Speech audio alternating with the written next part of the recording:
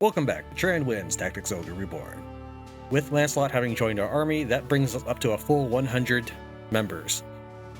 Since we're about to embark on a new playthrough, however, I would like to clear up our roster a bit. We're going to retire some of our characters. They have served us well through this first playthrough, and I'm going to just chop out some of the additional soldiers. For example, these dragons, I've never used them other than that one. I mean, there's probably been two times I used them total throughout the game where they were really handy. One was against Oz in the beginning of the game, and the other was just accidentally when I was rushing to what's-her-face, the witch in the Palace of the Dead. Other than that, I kept these dragons on hand just in case, but I've never needed them now that I have relics and I ate my charms like a good boy eating his spinach. I mean, these guys, they have acid breath, gives me breach. So I kept them around just in case, so they'll be the first to go. I'm going to go ahead and dismiss the octopus for now, just so we can show you what I'm going to do next. Because I'll work on dismissing the people once I go through their stats and everything. Thankfully, I have a spreadsheet that will help me figure that out. We're going to go to the shot. Oh, there's a familiar face. And the reason why I didn't auction him off is because you can't auction off zombies, and those are the only beasts I have, other than the named beasts that join you that have better RT than normal beasts. What we're going to do is we're going to look to hire someone. I don't care about clan because that's going to actually be flexible. What I care about is having high intelligence in mind. It doesn't actually matter what class he is. Intelligence and mind. I don't really care about anything else.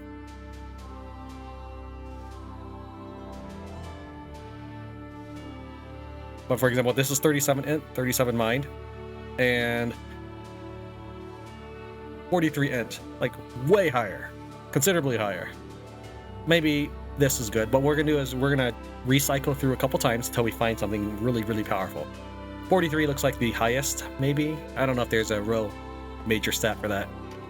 The only thing we care about, we don't care about any of this stuff. The gender you can't change in a normal means. Element and alignment you can select as you hire the character. We haven't hired anybody yet, actually. Not all game I've not hired anybody, because I've just recruited everybody. And the reason why I've recruited so many people all the time is because I was greedy. I saw people with gear. I didn't want to kill him and get like a chance to get one item, maybe a chance to get 2 items or whatever. I'd rather recruit him and get all his items. That's why. But this is the first time we're going to recruit, and we're going to look for people with good stats. We have a 42, 37. So I am basically stat mining, and it's not actually necessary to do this. I'm just sort of talking my way through it, because when I eventually have an overpowered character, people are going to ask, how did you do that? So far, that's the best one. 1 or 2 points won't matter in the long run, but it's just nice to have a high starting value. You know what? Let's go ahead and just do that. I'm already done rolling. It's fine. It's not 1 point is not really going to make that much of a difference. It doesn't matter, but we're going to make him chaotic. This doesn't matter either. We're going to make him ice. You sure? So we're going to name him Golf. Not like the sport, but with an A. This is our first hireling. Just give the word. Probably the only one we'll ever hire. Maybe. We'll see. Happy to be of service. And we're going to go ahead and change him immediately to Necromancer. Be well, friend. Because I want him to have more intelligence and more mind. And then he's going to level up. I will see you once we get him up to level 50. I'm actually going to send him into the training battles. While I do have experienced charms, we are actually going to go to training mode because there are people that are going to need new classes and new proficiencies. According to my spreadsheet's formula, we should turn Kolberg into a Lich and Vortex into a Divine Knight. My spreadsheet also says Lancelot would make a better Berserker, but we're going to leave him as a Paladin for now to show his class. As for Warren, he's just basically a Warlock with an auto skill to remove a couple debuffs. The Golf is now level 50. I'm going to be turning him into a Terror Knight for the next step, and we'll do another time lapse while I get his proficiencies up to par.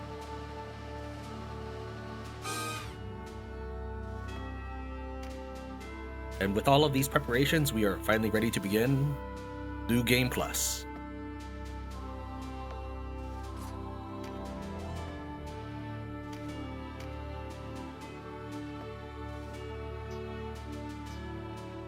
In order to time travel, head over to the Warren Report, go to World Tarot. You can see here that these are the anchor points that is basically a bookmark. Once we have gone back in time, we may lose certain progress, but we will never lose data for our party.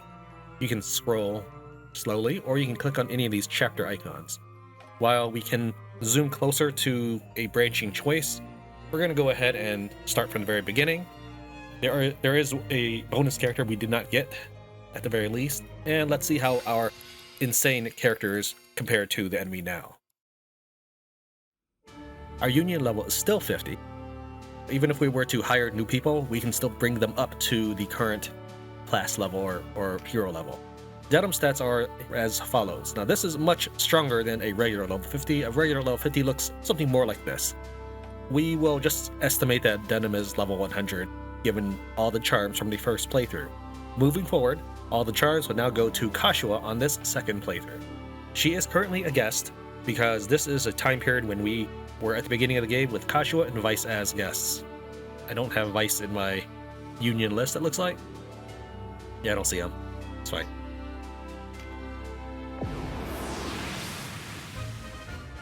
Win with the cleric and use magic to heal. We're actually going to fail the use magic to heal. None of our characters we're going to field are going to be healers. We definitely want to fail this one because we don't want extra experience. You'll see why. Vice is level 1. We can actually modify his gear. Not in this, but if we were to open up the unit info, and now he will show up. So we can change things out. For example, I'd like them to start leveling up. Well, cudgels are always a pain to level up. Not that it's going to matter too much for having him around, but whips. We'll have two-handed and swords. How about that? I'll give you that. Give you these. So I don't want you to get knocked out. I want you to be slow, so we're going to burden you with as many stuff as possible. Here, just hold on to that, Burnhilder. Okay, that looks good. We want him to be weighed down. We don't want him to really attack much, but we don't want him to die either, because we want him to get a share of that experience. You can also see that Cannabis, he was not here the first time we went through this, because it was a supposed surprise that he joined us. At this time, we can get some unique dialogue. Whatever tomorrow brings, today I fight. And then we can see here that Kashua is a Dark Priest. That's because I changed her and several other named characters to different classes. Cannabis is a Buccaneer. Speaking of Buccaneers, Azostan and Gamp are both Fusiliers. Donato is a Warlock. Sistina is a Terror Knight. And Olivia has returned to being a Cleric. Some of the characters, they went back to what they were. I just basically changed them depending on what my spreadsheet suggested. Sarah, it has always suggested she be a ninja. I went ahead and made her one. But some of the characters, for example, they may have started out as a Beast Tamer, and then I changed them to a Dragoon, and it's like, hey, he really should be a Beast Tamer. I'm letting the spreadsheet decide for me, essentially. We're going to get rid of Gant. We can't get rid of Denam. These are my troops. I must lead. And we have a limited deployment slot. Fortunately, I did manage to keep all my zombies. Well, I didn't manage. I chose to keep all my zombies in case I ever needed an undead army. We have enough zombies to fill up our army entirely. Remember, we can't remove Denam. What we're really trying to do is we're trying to keep experience from flowing into us. Sure, AI is cancelled, and we'll begin.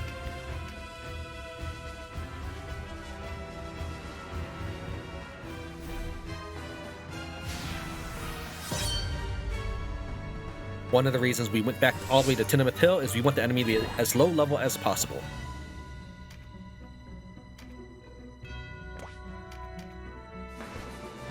This episode will take us right up to the choice that is different than our playthrough.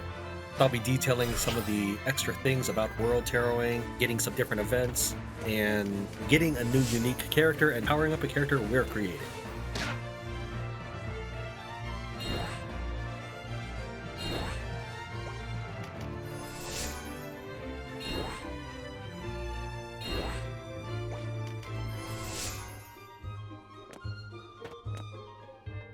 This is a Walister fight.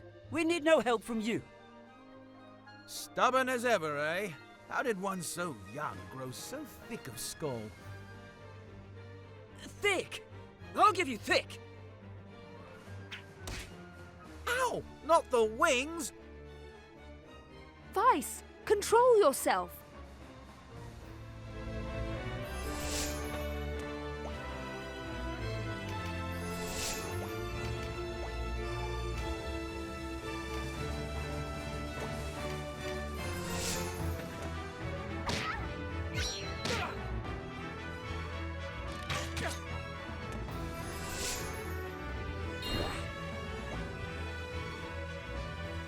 Fortunately, it looks like Denam moves right before 96. You know, I think Denam does have a low enough RT, he might be able to move before Canopus. Otherwise, we're going to have to do this again. Alright, so here's what's going on. Galf, he is a demon in the first game. So I thought it was fitting that we do body snatching with him. Rashidi would also be fitting, but there's another player who has named his character Rashidi, and I don't want to try to horn in on his territory. So we just did ability called Body Snatch by using the Ogre Blade, and you notice that Galf is now level 3. What is this? And the enemy that was here, he's now here. Body Snatch swaps the stats and everything over. This is now our opponent. He's level 50. His intelligence and mind is pathetic. Here are his skills. Terror Knights don't normally get to equip swords. What's going on here? Well, let's see. Where's our warrior? Our warrior has Lament of the Dead, but he has phenomenal intelligence and mind. That's why I was trying to farm those stats. I also mentioned that his element wouldn't matter too much. Now he's fire now. I said his clan wouldn't matter too much. Now he's Galgastani now. The only thing that really stuck is his name. His gender obviously can change. You can easily become female or a skeleton or ghost or whatever, as long as it's not a monster or unique character. That means Kashua could never use this, even if she were a character capable of using the Ogre Blade. The Ogre Blade disappears on use, and any of the equipment that you have stays on that person that you swapped out of. I don't want to do that because you will lose that equipment because it's officially part of the enemy gear from then on. I don't want to try to risk having my own gear drop. I mean, I don't know. Plus, I don't want to kill anybody. Not because I'm trying to be pacifist, but because I'm trying to get no experience. So we can see here that Denam will be right before Canopus, and that's good. Because Canopus could punch her a second time and kill her.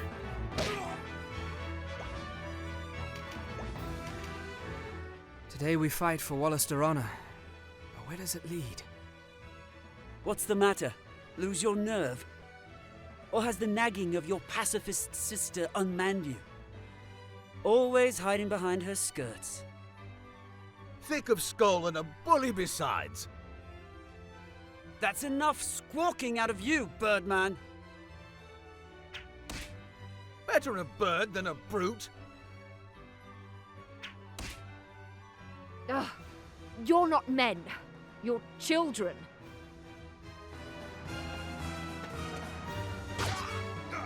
I didn't do level syncing because I don't know how that really affects stats, since this is my first time ever using the Ogre Blade. It is important to note that we have a level 3 warrior with 200 stats. That's the side effect of this, because the main reason I'm doing it is not for the intelligence of mind, though I did leverage it as much as I could, which I don't need to get close because he's using a crossbow. The main reason is I'm going to transfer skills, and I'll explain that once we finish this battle. No place to die. This.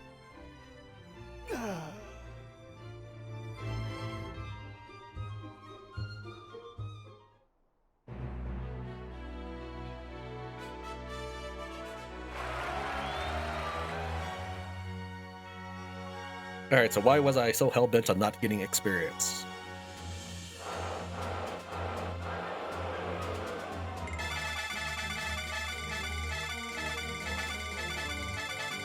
Because Galf just received 12 levels as a warrior. If I didn't do this, he would have received 17 levels as a warrior, so I essentially just saved myself 5. Vice got some of that share, and he is also not limited by the Union cap.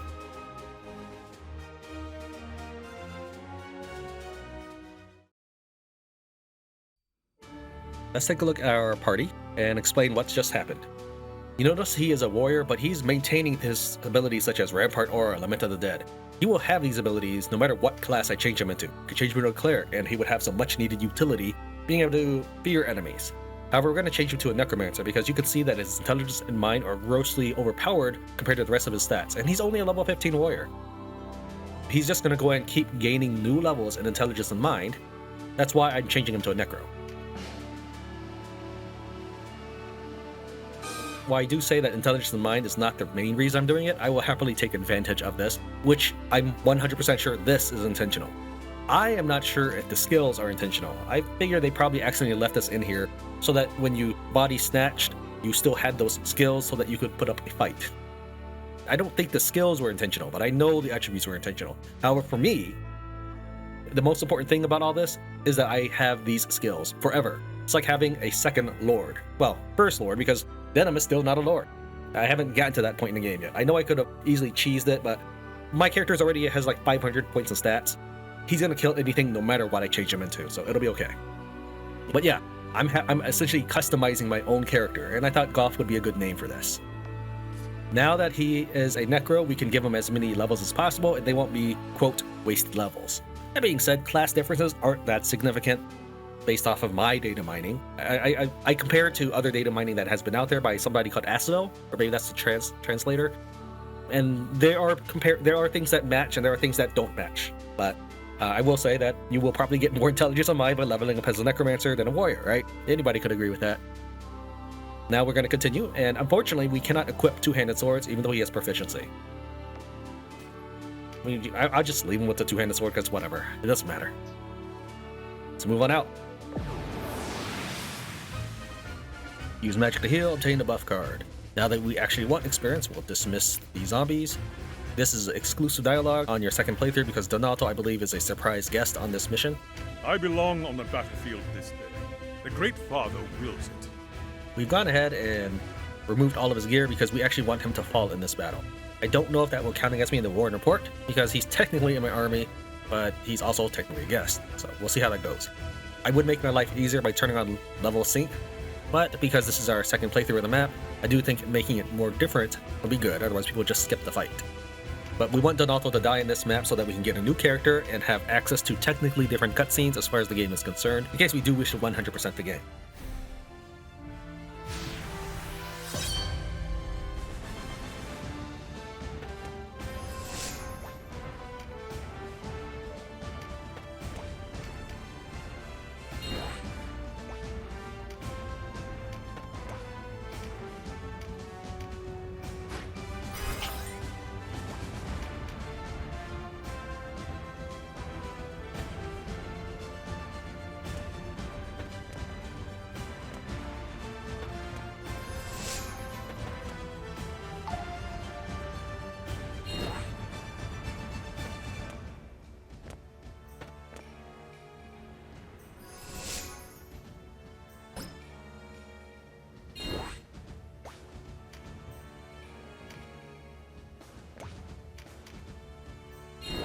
Now, while I know Denam can one-shot him, I think it's more fitting to have Galf the Demon do it.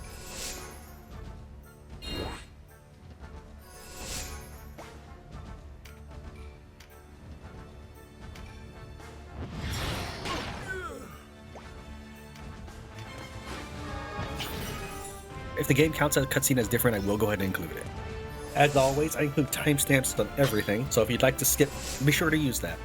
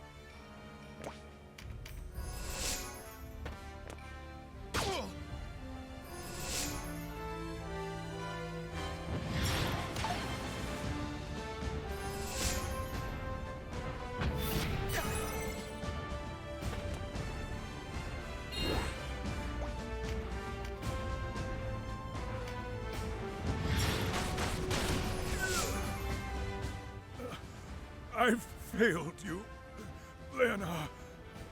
The rest is in your hands.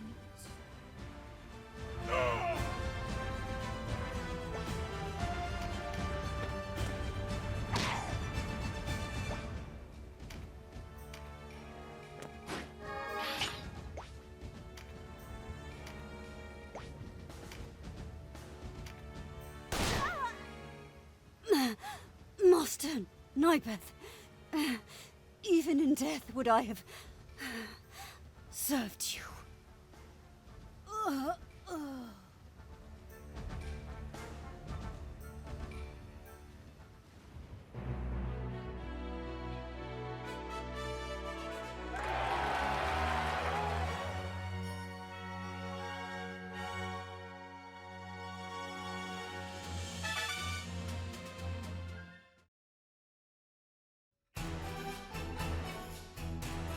Our thanks to you, Denam. You saved our lives. We came here in pursuit of Nybeth, but the man is as crafty as he is abhorrent. We were ambushed. I left some men in the field. Did you come across any other survivors? As I feared. I've lost too many of the Duke's men. I know not how I shall face him. If only we'd arrived sooner. Still, I'm grateful we were able to reach you. The Duke is a reasonable man. Surely he knows you share his grief. You speak well, and I am grateful for your words. But this Nybeth, he is anathema to me and all with good in their hearts. How many have lost their lives to satisfy his dark hunger? I have failed to take his head, a failure I mean to remedy.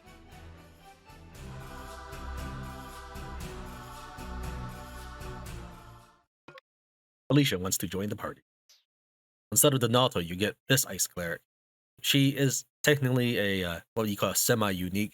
She does have better RT than a normal cleric. Voltar and Sarah will not join because they're already in our party. And really what I probably should have done, and maybe I'll replay that map, is dismiss Sarah and Voltar and start leveling them up more properly, I suppose. Because Sarah, where are the ninjas in my yeah, they are.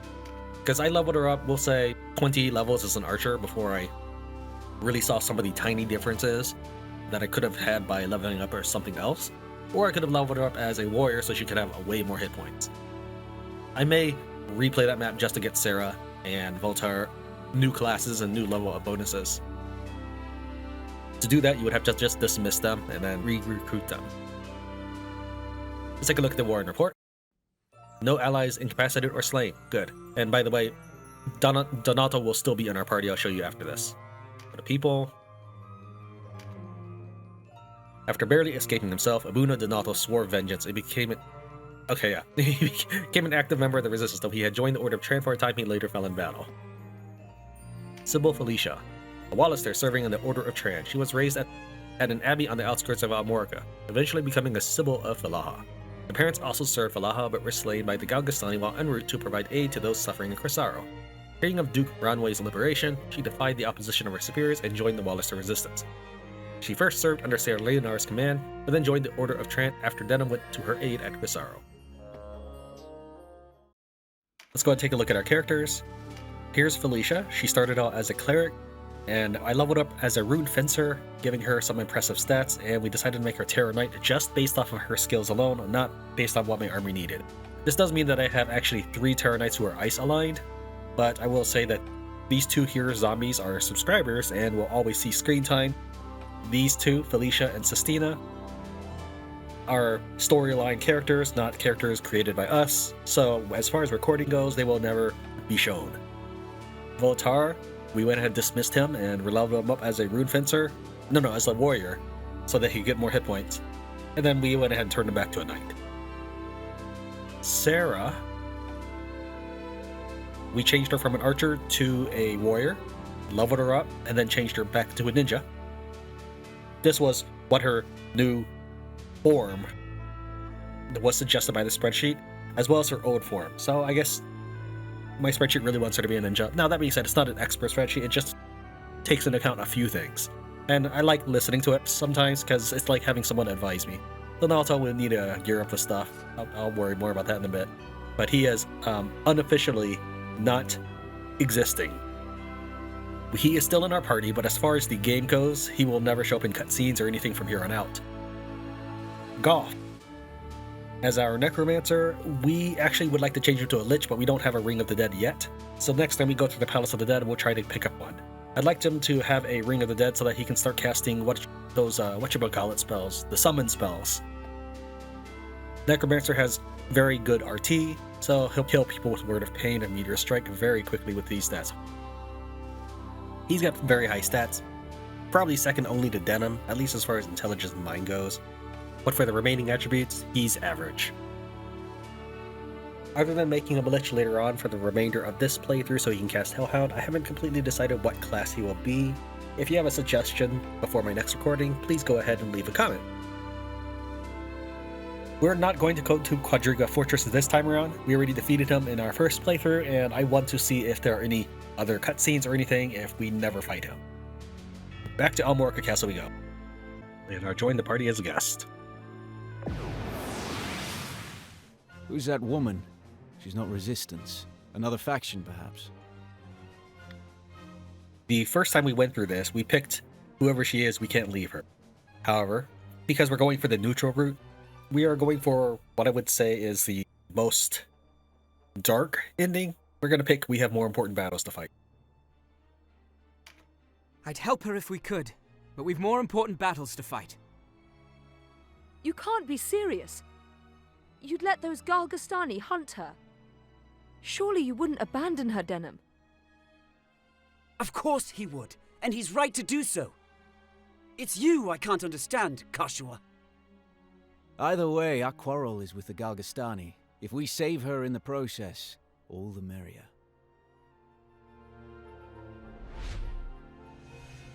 If you order to save Sistina and wish for peace, you get +5 Chaos Frame with Walister and Bakram. If you order to save Sistina and wish to secure Walister's freedom, you get 5 Chaos Frame for Walister and -5 for Bakram. If you have more important battles to fight and Sistina lives, you get -10 Chaos Frame with Bakram. If you have more important battles to fight and Sistina perishes, you get -5 Chaos Frame with Galgastan, Bakram, Zenobia, and Lotus.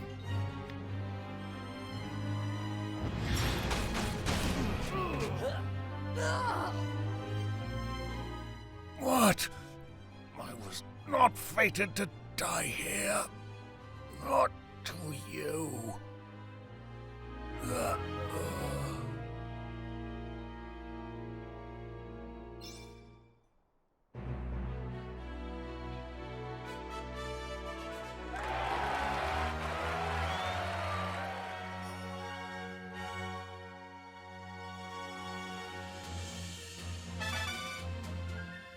Make sure you unequip Leonard before continuing after this map, because he will take away your stuff. It doesn't go back to your inventory.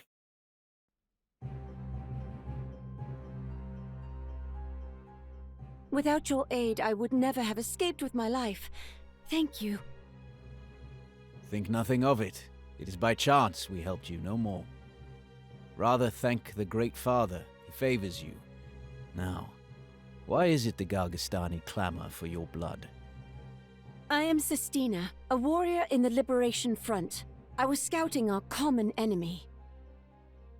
Liberation Front? Partisan zealots, the lot of them.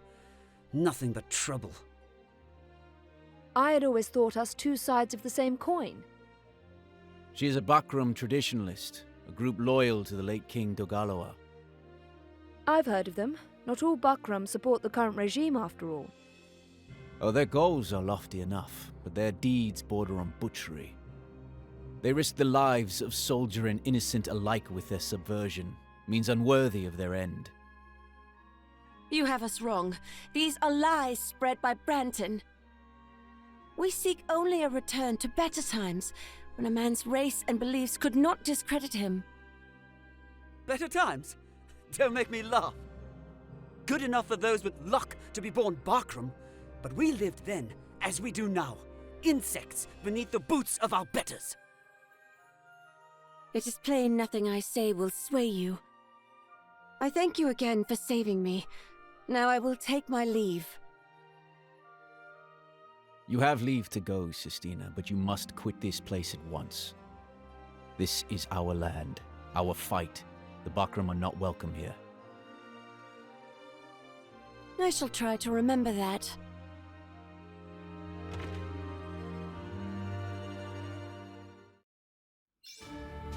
New title earned, He Who Fights Alone.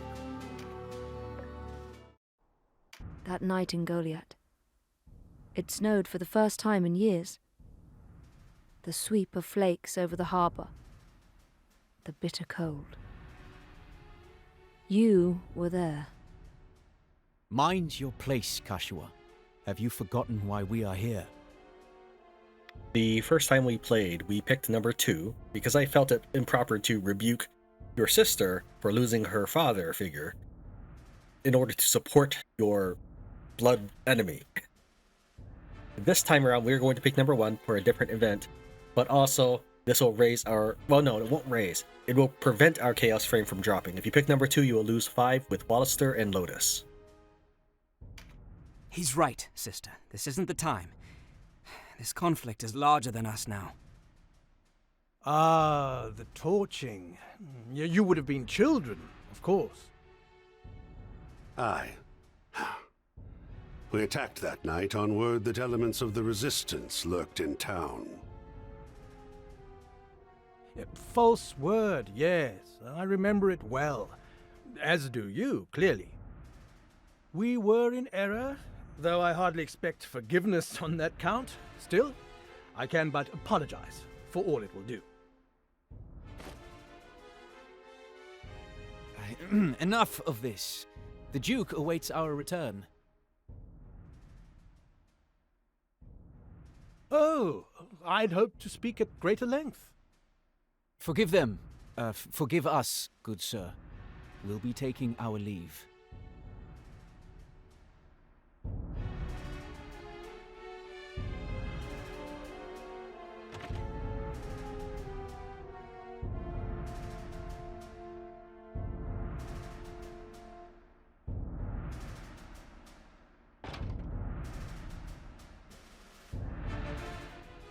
Was that entirely necessary?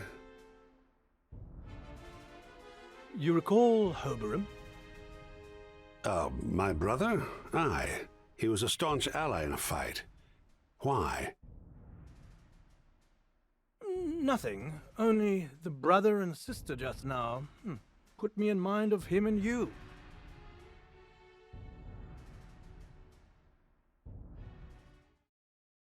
Let's head on back to Almorca Castle. Revenants joined the party as a guest. Because we're going for the neutral route, in Balmamusa we will choose to save them. Having Aracel die will count as an event for Chapter 2, but we are going to keep her alive in case there's going to be a reaction between her and Leonor on this route.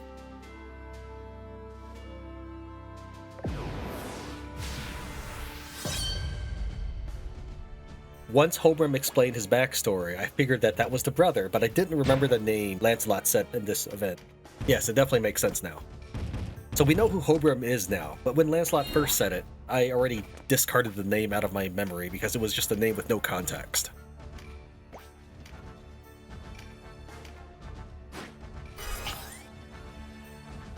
In our original playthrough, we killed the Pirate Queen.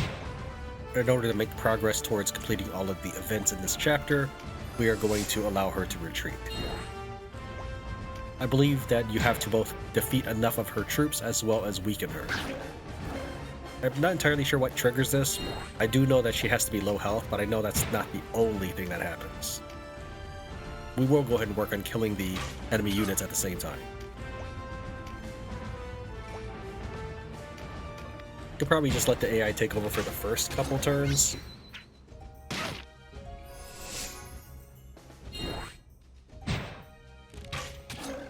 So I will go ahead and hold on to Denam just in case.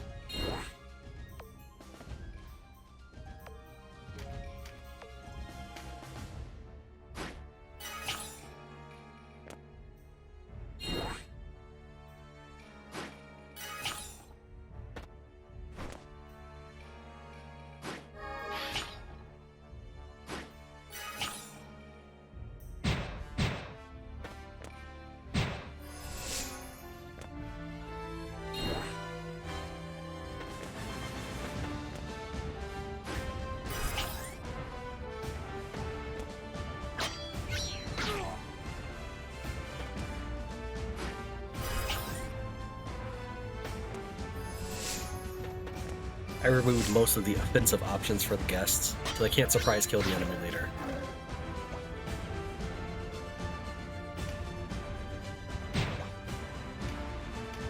can't, however, throw a rock that is almost going to one-shot this fairy, which amuses me.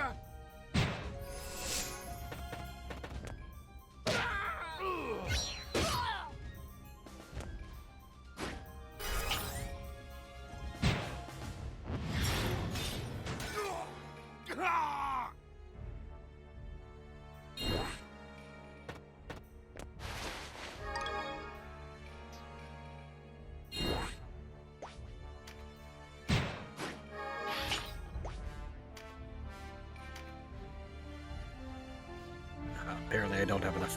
It's unfortunate I don't have enough mana for this one right here.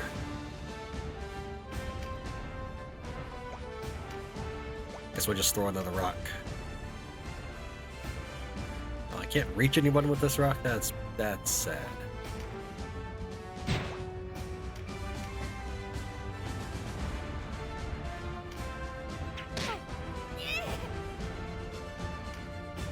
You're made of sterner stuff than you seem. Poor Daza never had a chance. But I'm not bested yet. I'll have my revenge. For Daza, and for the child I carry.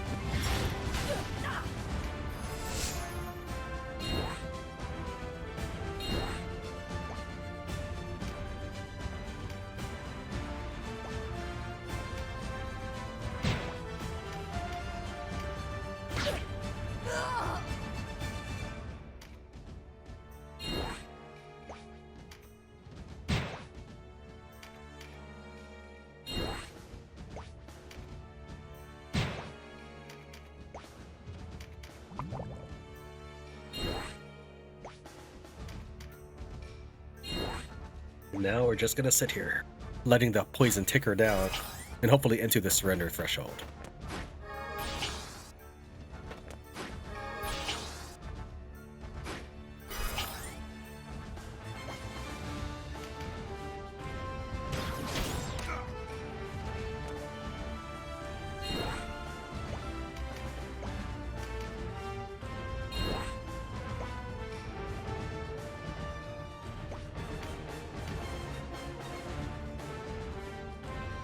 Denam of Goliath, puncher of pregnant women.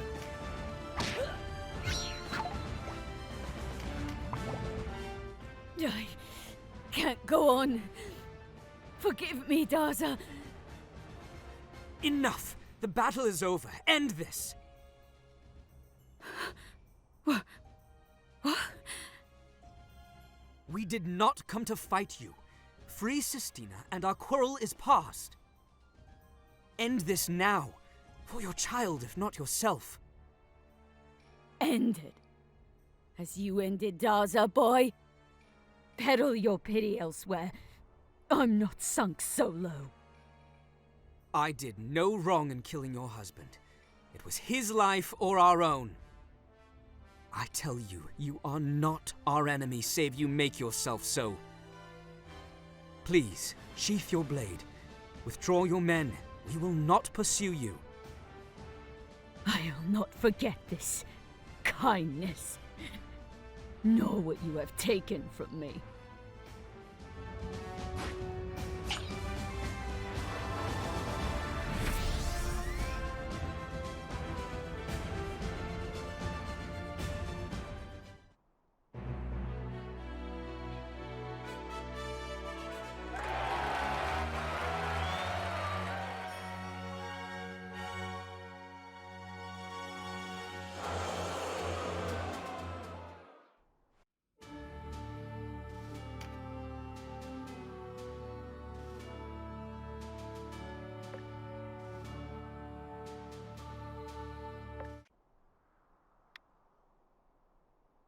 Picking number 1 allows Sistina, Folcourt, and Bayan to join you.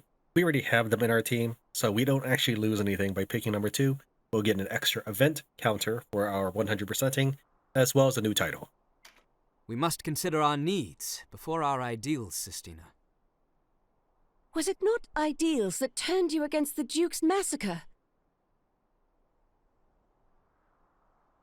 Perhaps, but I've since awakened to the need for practicality. Are you so weary of flight from headhunters that you've let slip your convictions? Understood. I shall consider this a painful lesson, and part ways. Farewell, for I do not imagine we will meet again. And to you, Sistina.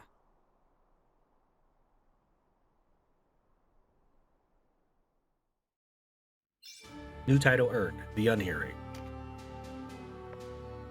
After Rhyme, we get ejected above Fortress, so I apologize if the edit there is rough.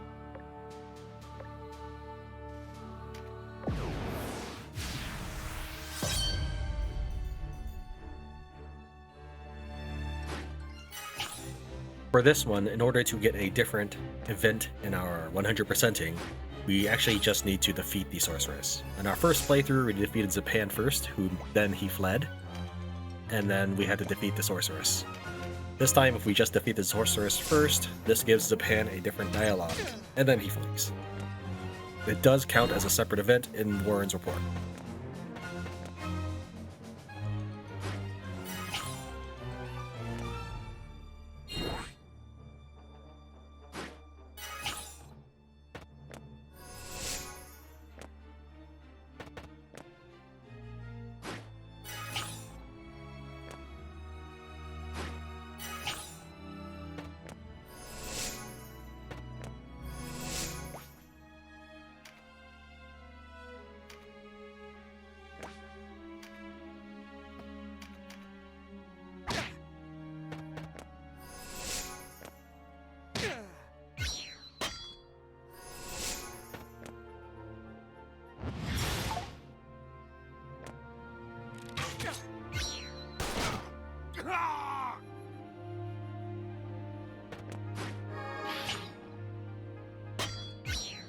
That's one of the very few times I've ever seen an AI wizard melee me.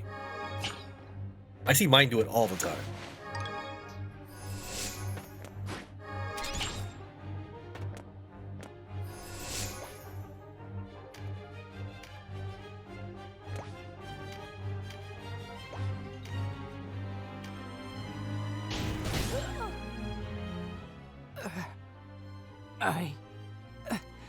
I didn't know. I was too quick to judge. The spirits have told me everything. Forgive me, Denam. The wheel finally comes around. With luck, I'll find my sons waiting.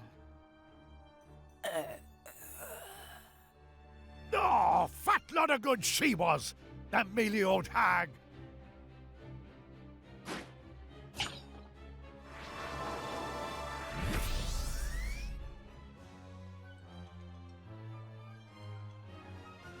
If Xapan thinks I'll abandon my sister, he's sorely mistaken.